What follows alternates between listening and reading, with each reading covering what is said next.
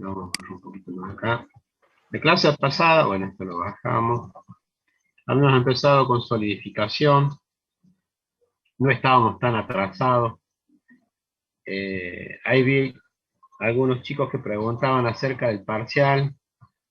Tienen que entrar al aula virtual. El aula virtual los lleva al Google Drive. Y del Google Drive tienen la fecha del parcial, que es el 1 de julio. Los otros chicos creo que es la misma semana, pero el día martes. ¿Está bien? Así que bueno, ya saben. Profe, Se los muestro para que lo vean. Lo están viendo ahora, ¿verdad? Así que bueno, ahí tienen ya fijada la fecha del parcial. ¿Qué otro parcial tienen ese día? a mí se me superpone con otra materia, por eso no sé si lo podré rendir el otro día que lo da usted al parcial. Bueno, eso ya vemos. El parcial ya dijimos que no se mueve porque yo ya lo puse del primer día. Así que, ¿con qué materia se superpone? Hola,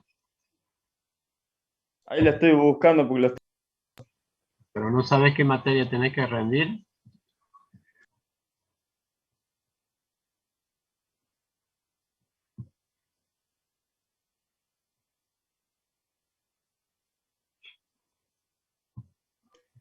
Ah, no, porque me lo cambiaron. Acá me acabo de dar cuenta que me lo cambiaron. Bueno, Así que no. falta más de un mes todavía para el parcial, así que no se preocupen por eso. Bueno, Bueno, vamos a volver al tema este de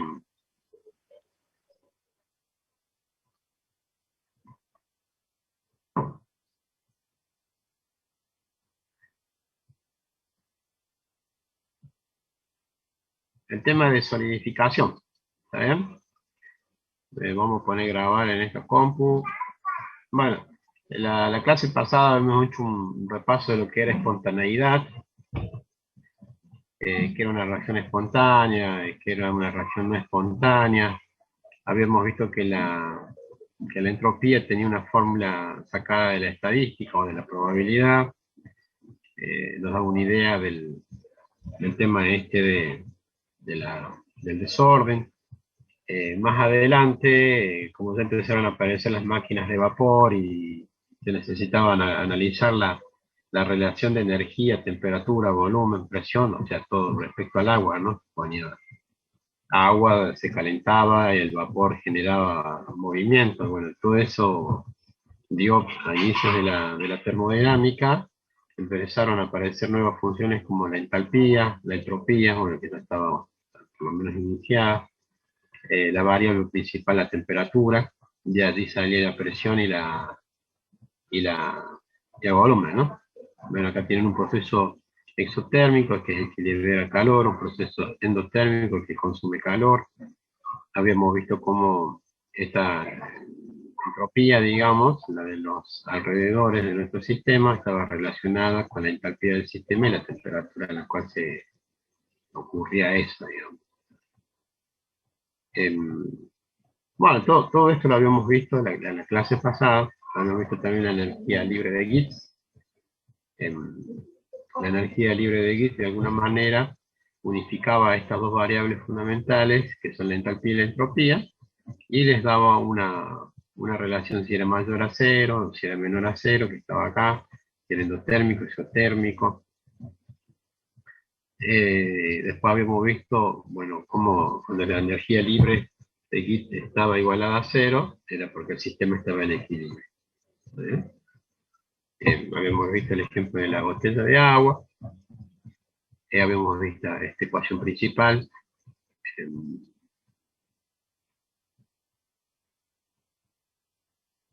y bueno, y acá generalmente cuando nosotros estudiamos la solidificación de los metales, eh, generalmente siempre está una presión y no hay un cambio grande de volumen, ¿verdad? O sea, hay una pequeña dilatación, pero por eso este producto que ustedes van a ver acá, que P por B solo igual a cero. ¿Está bien? Entonces la energía interna es igual a la entalpía, ¿no? La capacidad calorífica a la presión constante, es decir, una atmósfera, por la temperatura. Esto nos daba lo que era el calor sensible, que lo voy a marcar ahora, es decir, que la capacidad calorífica, es decir, la capacidad de cambiar un grado, de un gramo, digamos, una sustancia que tiene un gramo, cuánto calor necesita para cambiar un grado, ¿no? Siempre se habla de grados Kelvin, y eso nos da idea de calor sensible, es decir, cuánto calor le tenemos que dar.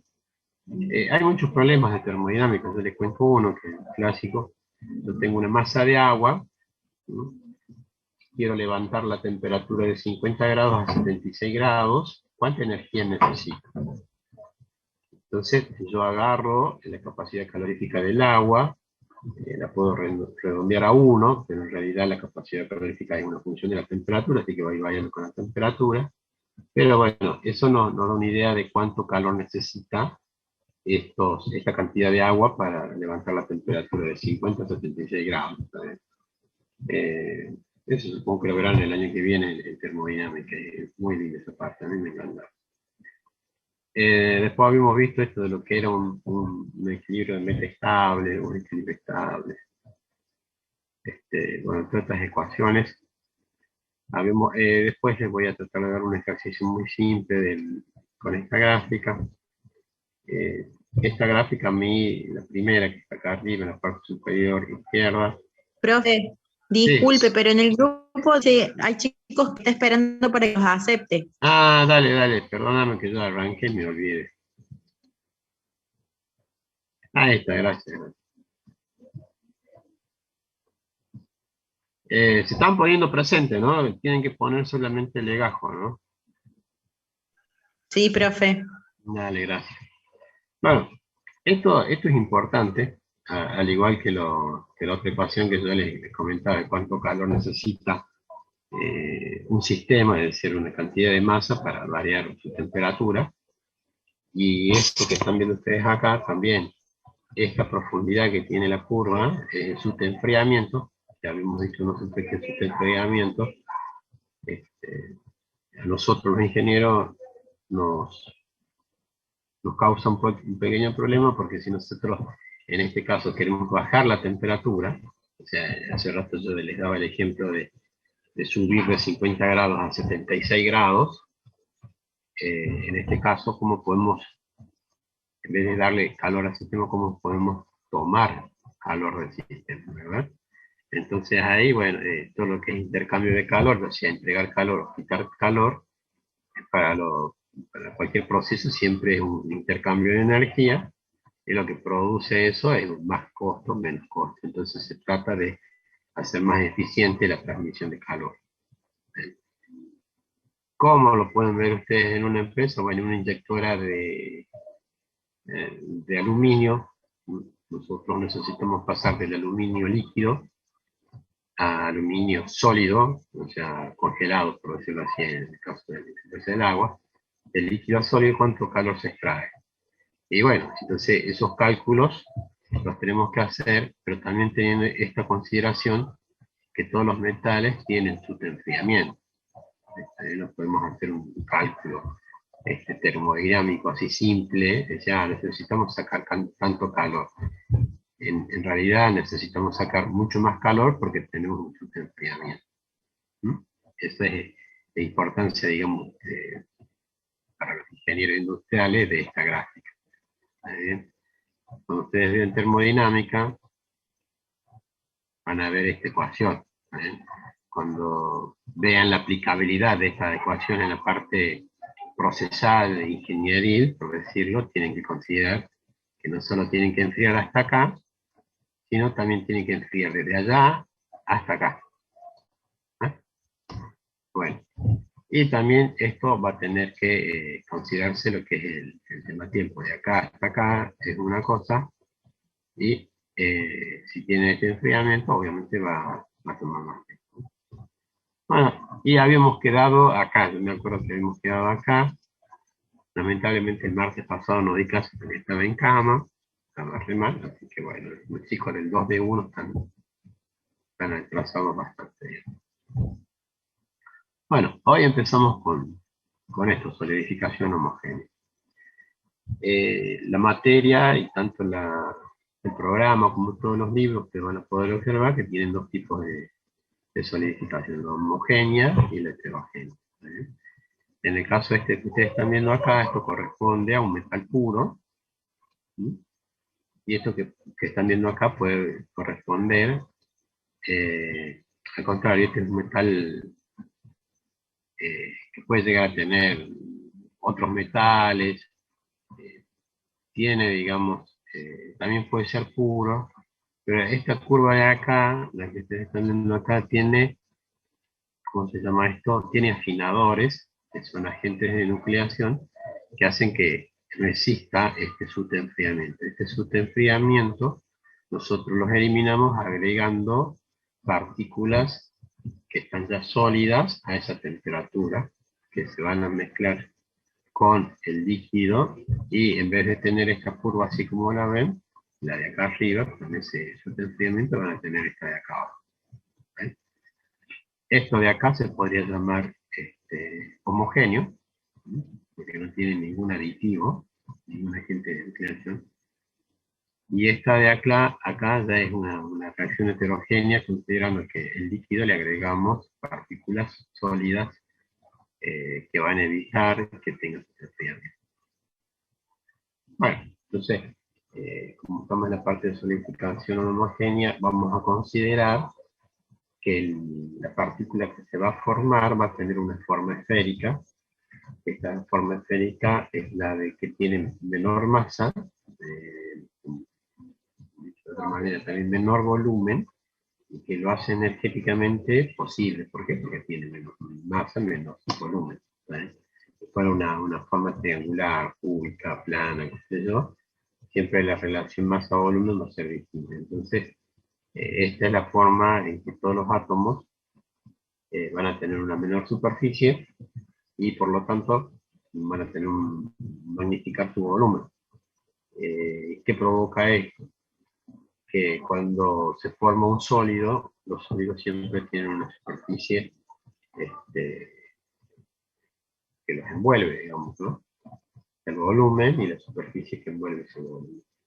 Entonces, para crear esa superficie energéticamente, si hablamos así, necesitamos energía. En estos casos, sacar Profe, esa. Sí, otra vez hay chicos en la de espera, disculpe que corte. bueno. Ya no molesten más porque habíamos dicho que era un ratito nomás que yo los esperaba, ¿está bien? Porque si no, no se pone muy cortada la clase, ¿está bien? Vamos a hacer entrar a estas 5 Bueno, personas profe, y disculpe. está bien, está bien.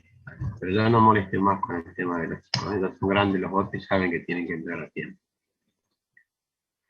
Bueno, entonces, si imaginamos que el primer sólido va a ser de forma esférica, arbitrariamente lo ponemos así, porque consideramos que es la mínima energía que se necesita para generar el sólido, tenemos, como ven en la gráfica acá, el volumen de una esfera, que está representado con la letra B, y tienen acá el área de la esfera. Y bueno, si tienen esto que tienen acá, esta interfase, que vendría a ser la parte esta en que es sólido y líquido, esa interfase sólido y líquido, y afuera tienen líquido, como ven acá, y acá adentro tienen sólido. ¿No? Y obviamente, como dijimos que era una esfera, esto tiene un radio. Esas son digamos, las cosas más básicas que nosotros imaginamos para empezar a darle una forma matemática al aspecto de la solidificación. Entonces yo les leo lo que dice acá. Dice, la solidificación empieza con un pequeño conjunto de átomos que se aglomeran. Los átomos que forman esta frontera de fase tienen una estructura especial, ya que hay una transición de propiedades de sólido a líquido. Recordemos que la temperatura es menor que la temperatura de transformación de fase. De la temperatura, como es su enfriamiento, va a ser menor a la temperatura de fusión. Si le ven del otro lado, a la temperatura de solidificación. Acá también dice que los átomos de esta interfase tienen desplazado sus posiciones de equilibrio, a esta interfase se le asocia una energía adicional que se llama energía interfacial. ¿Vale? Bueno, ¿qué quiere decir todo esto? A ver, ahí está. Quiere decir que en estado líquido, cuando tenemos suficiente energía extraída del sistema, entonces los átomos líquidos que están en el estado líquido pierden esa energía y se van volviendo cada vez más lentos en sus movimientos, y llega un punto en que, como siempre están en contacto entre sí, algunos ya se quedan, entre comillas, pegados, y a su vez hay átomos que llegan y chocan, o están muy próximos y te quedan pegados, y bueno, esta aglomeración va a generar que en un momento determinado este sólido tenga propiedades de sólido y lo que está rodeando los líquidos tenga propiedades de líquido. Y el punto intermedio en que un átomo está, va y vuelve, esa zona de interfase también tiene sus propias propiedades, ¿no? Entonces acá dice reducir la temperatura, aumenta el delta G, es decir, hay energía disponible para crear la interfaz. Se supone que el sólido formado, embrión, después se llamará núcleo y termina siendo un cristal, tiene forma esférica, ya lo habíamos dicho. Se relaciona el tamaño del embrión con su estabilidad y crecimiento, considerando que dicho embrión tiene propiedades isotrópicas. ¿Qué quiere decir isotrópica? Que en cualquier dirección va a tener las mismas propiedades. En parte esto es verdad y en parte no es tan cierto, porque al ser un embrión, es un conjunto o una aglomeración de pocos átomos, vamos a calcular cuántos átomos puede haber. Habíamos estudiado nosotros que esto tenía una estructura FCC o SC o HCP, y que dependiendo de sus direcciones, o sea, de sus planos compactos y sus direcciones compactas, va a tener propiedades distintas a las que no son los planos compactos, ¿no? Entonces esto hay que manejarlo con cuidado. Cuando dicen que tienen las mismas propiedades, como propiedades isotrópicas en distintas direcciones, generalmente se refiere a propiedades como el volumen, la densidad, entre comillas, las propiedades físicas, ¿sabes? No las que estuvimos viendo nosotros como con los índices de Miller. Bueno, lo leo de nuevo. Dice, se relaciona el tamaño del embrión con su estabilidad y crecimiento, considerando que dicho embrión tiene propiedades isotrópicas, paréntesis esféricas, y que la temperatura interfacial, por unidad de superficie, es independiente del tamaño de la fase sólida. Claro, porque es una superficie, independiente de lo que es más grande o más pequeño. Básicamente, ¿qué es lo que quiere decir todo esto? Si uno lo ve cómo se forma, lo primero que imaginamos que tiene que ser una esfera. Dentro de esa esfera, las propiedades que se van a formar, siempre que sea mayor que una celda, van a conservar las propiedades macroscópicas, ya lo sabía. Y yo le agregué que, bueno, según lo que estudiamos en la estructura de FCC, BCC, depende del plano compacto que se forme, va a tener distintas propiedades. Dice, considerando que es una esfera, hay dos componentes específicos que se asocian con el cambio de energía libre de transformación de líquidos. Primero, escuchen bien, energía correspondiente a la creación de la interfase líquido-sólido. Esto es, visto desde el punto de vista energético, cuando yo quiero formar algo, ya sea un área, yo necesito esa energía. ¿Qué quiere decir? Para que ustedes lo entiendan de esta manera. Yo tengo un cubo. Lo agarro un martillo y le pego al cubo este. Se parte justo a la mitad. ¿Está bien? Bueno, para que se forme esa mitad, Es decir, para que aparezca esta dos nuevas superficies correspondientes a cada una de las partes destruidas, digamos, se necesita la energía que le dio el golpe del martillo. ¿Hasta ahí me entendieron más o menos, chicos? Sí, profe. Dale, genial. Sí, Dos, profe. dice, es la diferencia entre las energías libres generales de la fase sólida y líquida. Claro, ¿qué quiere decir? Como un sistema cerrado, decía, esa energía que apareció no es como la que yo le expresé con un martillo, sino que es la transferencia de energía del líquido a sólido.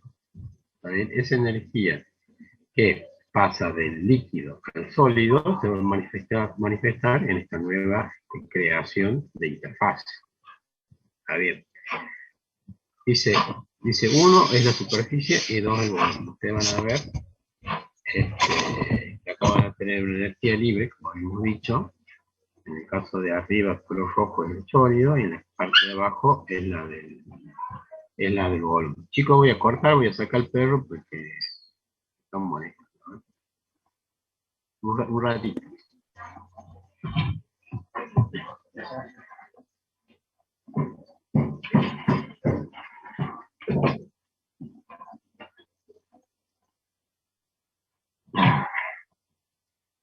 Hola, ¿me escuchan? Sí, profe. ¿Ah? ¿Me están escuchando, chicos? Sí, se lo escucho. Ah, vale. Por ahí se escuchan, es mi familia que está ahí al lado. Esto de lo que acabo de hablar, de la transferencia de energía, de la creación de un área o de una interfase, si prefieren, se entendió, ¿verdad? ¿No? Es todo un cambio energético, ¿verdad? ¿Quieren que lo explique de nuevo?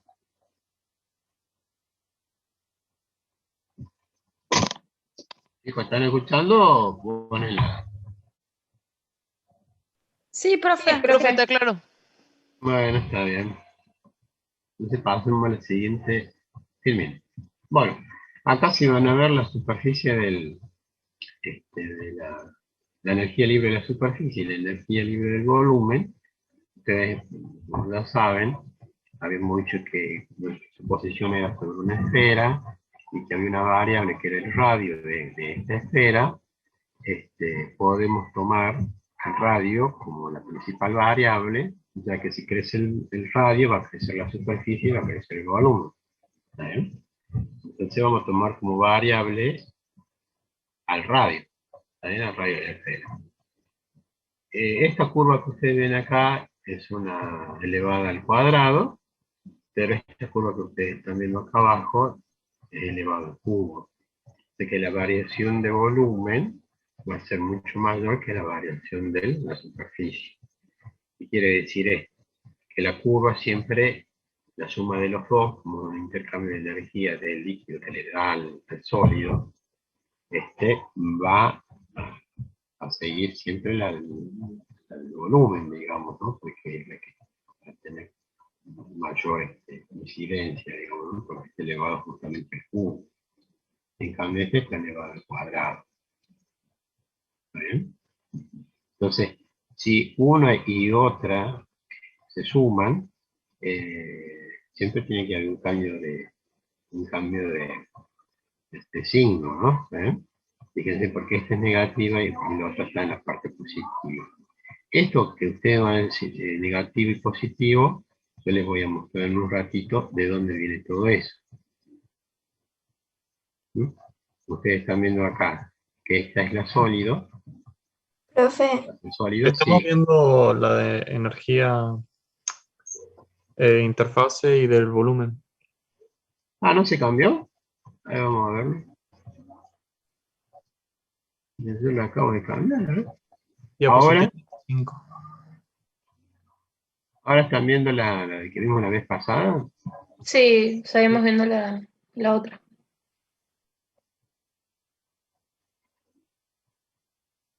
Está, bueno, a ver. Voy a poner en una pantalla, voy a poner, a ver. Están viendo esto que es la energía elevada al cuadrado y esta energía elevada al cubo que se va para abajo, ¿verdad? Eso es lo que están viendo ahora. Sí, profe. Bueno, yo voy a cambiar de filmina para atrás. Esta. Esta están viendo ahora que es la energía libre con respecto a la temperatura. No, profe, estamos viendo el power. Ah, No, no cambió. Capaz si Sí. deja de compartir y vuelve a En la compartir. 25, profe. pero no, yo tengo el PDF, no puse el PowerPoint. Bueno, acá dice solidificación. ¿Ustedes leen solidificación en el título? No, profe. No, profe.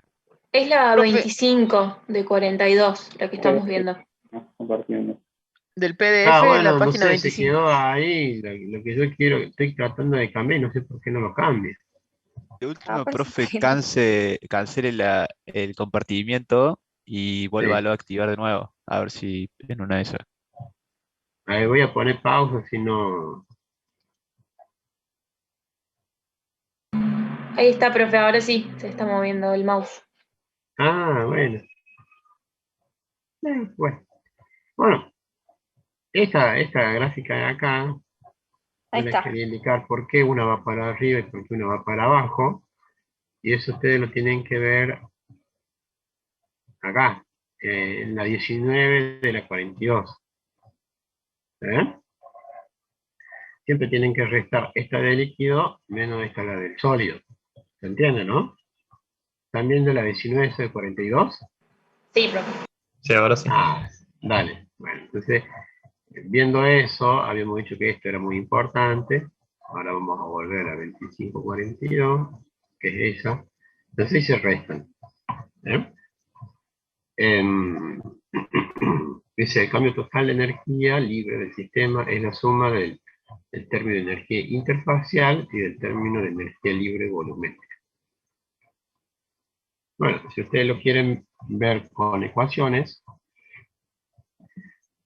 lo primero que tienen que hacer, obviamente, es sumarlas. Y cuando quieren encontrar este punto, que es lo que nos llama a nosotros la atención, porque a partir de ese punto, porque ese punto es importante. Y porque si ustedes lo analizan, llega como a la cima y de ahí cae abruptamente. ¿Qué quiere decir? Que en este punto no había ningún átomo al lado de otro, de forma sólida, pero de este punto, llegando hasta acá, se van aglomerando, dependiendo obviamente de la temperatura, y llegan a esta cúspide, a esa cima, donde si sigue aumentando el radio, ya deja de ser un embrión y pasa a ser un núcleo. Y el camino para atrás es más difícil.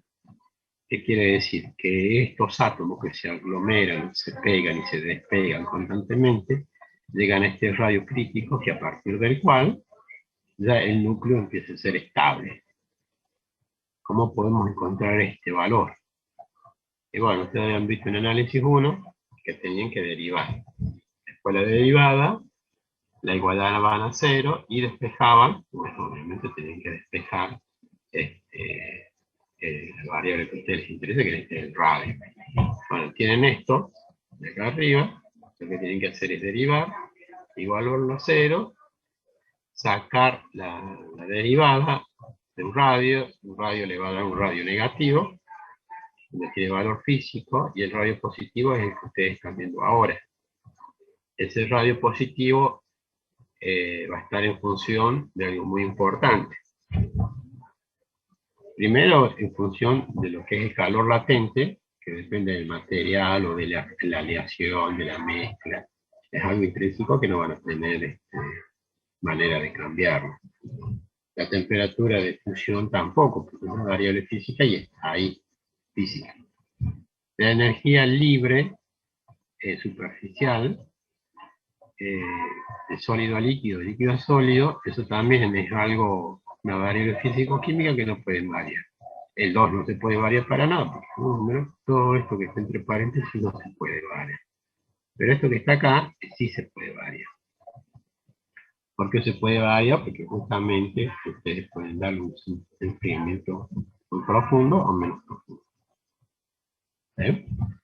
Bueno, una vez que hacen esto, este mismo valor lo van a introducir en estos valores de acá. en el DR de arriba y en el DRS que está acá. Y esto le da esta forma. ¿No? ¿Qué quiere decir esto? Que ya el delta, este que ustedes están viendo hasta acá, la energía libre de Git homogéneo, ya no está en función del radio, porque ya lo reemplazamos al radio. ¿Y qué nos dice? Bueno, esta función de una constante que depende de las condiciones físicas y físico-químicas del material, y es una función de su enfriamiento. Esta delta T vamos a volver a la 19, que es esta de acá.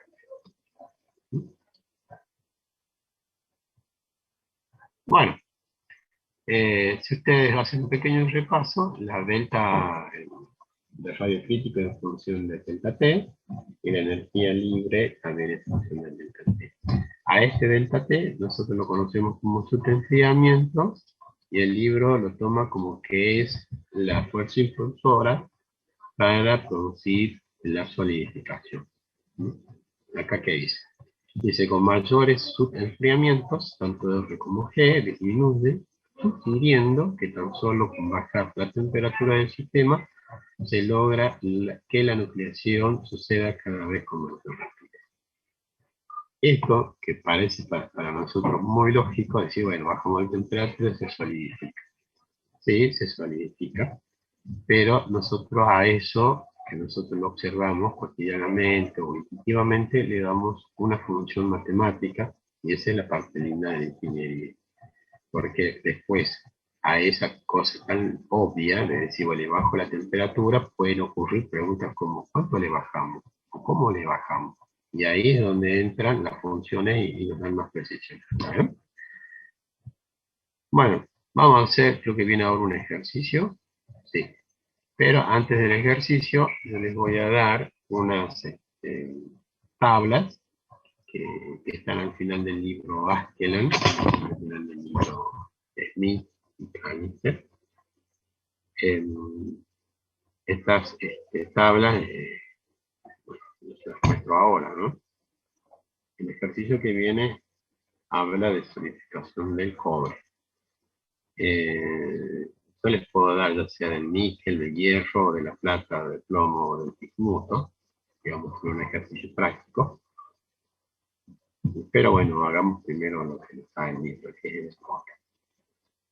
Temperatura material, dice cobre. Temperatura de fusión, 1085. O sea, que llega a 1085 y el cobre pasa de estado sólido a líquido, ¿verdad? Si sigo 1200, 1300, 1400, va a seguir en estado líquido. Si yo empiezo a bajar la temperatura lentamente, llego a 1090, 1089, lentamente, 1088, va a seguir líquido. 1086 va a seguir líquido, 1085 va a seguir líquido, 1080 va a seguir líquido, 1050 y va a seguir líquido. ¿Vale? Eso es lo que les recalco. En este caso las temperaturas están en centígrados. Ustedes cuando usen ecuación extraída de la termodinámica o de la físico-química siempre la tienen que pasar a Kelvin. Acá tienen el carnot de fusión, que yo uso un centímetro. De acá. Tienen la energía interfacial sólido-líquido o líquido-sólido, que es la que está acá. Acá la presenta como sigma, acá tiene una sigma, pero en las ecuaciones lo presenta como una gamma, ¿no? En esto que están viendo ustedes acá es igual a esto que están viendo acá, ¿no? La que son tomados de distintos textos. Es simple ver cómo esto está, tiene un valor de 1600 y esto tiene un valor muy pequeño, que era 10 minutos. Y tienen su enfriamiento bastante grande, ¿no? Son 236 grados. Yo les quería decir que en el laboratorio ahí donde trabajaba, habíamos fundido plomo, bueno, habíamos fundido zinc, y también para los materiales compuestos hay un punto de fusión, ¿está bien? que toma la forma del molde y después se solidifica. Una cosa es verlo con números y otra cosa es verlo, que cuando, por ejemplo, el zinc está líquido, es muy difícil calcular el punto que nos traen los libros, porque el zinc, primero, que no es puro, y segundo, que no sabemos si está líquido o está sólido, porque uno ve una superficie quieta. Pero si uno va con una pinza, lo mueve y sí se mueve como líquido, ¿no? Y cuando ya está cerca de la temperatura, lo mueve, pero ya es mucho más viscoso. Entonces, es difícil que decía, 1085, 1080, o 1050, o 1200. En este caso, el cobre está a temperatura, no sé, digo, se ve francamente en un color anaranjado blancuzco, ¿vale? En el caso del 100, bueno, una temperatura mucho más baja. En el caso del, del plomo también, ¿vale? Bueno, esto son las variables que nosotros necesitamos sacar para completar esta parte de acá, ¿no? ¿Qué otro dato más? Bueno, acá tiene el número atómico, la estructura. Habíamos dicho que la estructura SCC era una estructura más compacta. Teníamos también los parámetros de red, pero tiene el parámetro de red. Tiene la masa atómica. Esta masa atómica coincide con el peso de la masa atómica. Tiene también la densidad. Y bueno, la cadena. ¿Vale? Acá es importante estas dos cosas de acá. ¿Qué estructura tiene y cuál es el parámetro de red? Después habíamos visto en el caso del cobre que la cantidad de átomos por celda era 4, y que el parámetro de red tenía una relación con el radio atómico.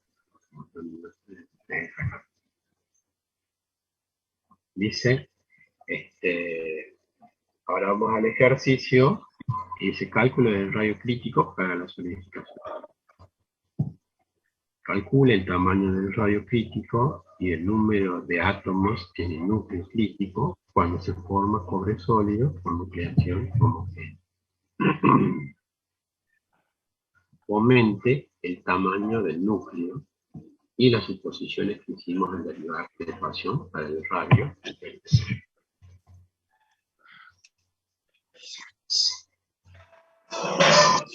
Bueno, acá de la tabla, lo primero que sacamos es el sustenfriamiento que tiene, el 26. La temperatura era 1085, pero para pasarlas a Kelvin, ustedes tienen que sumarle 273, dándole esto 1358 Kelvin. Esto de 1628, la temperatura está de fusión, el entropía de fusión, y la energía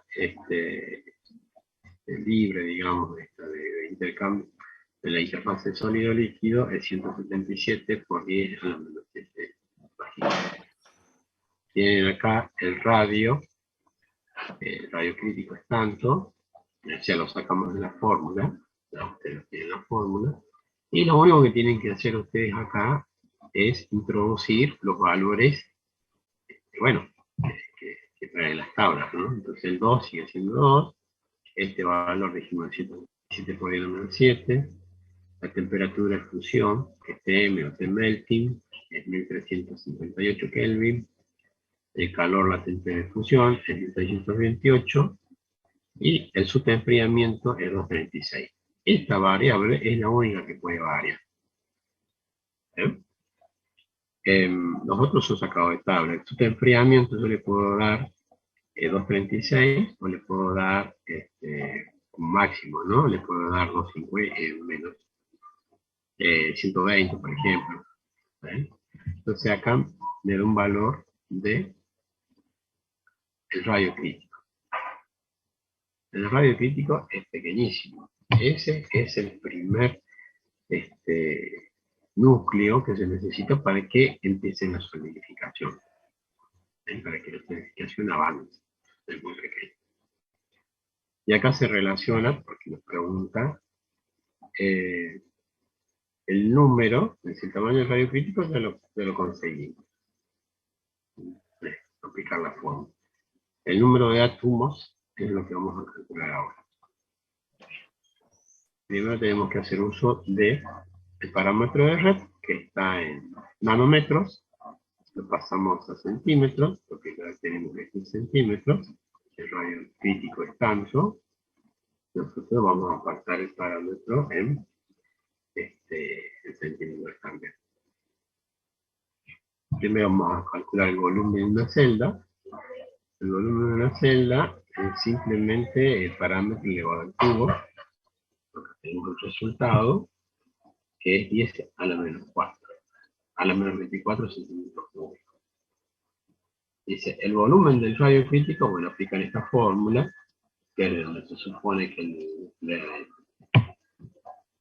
embrión es esférico, y que encontramos. Que bueno, que el volumen es también alrededor de 24, menos 24 centímetros cúbicos.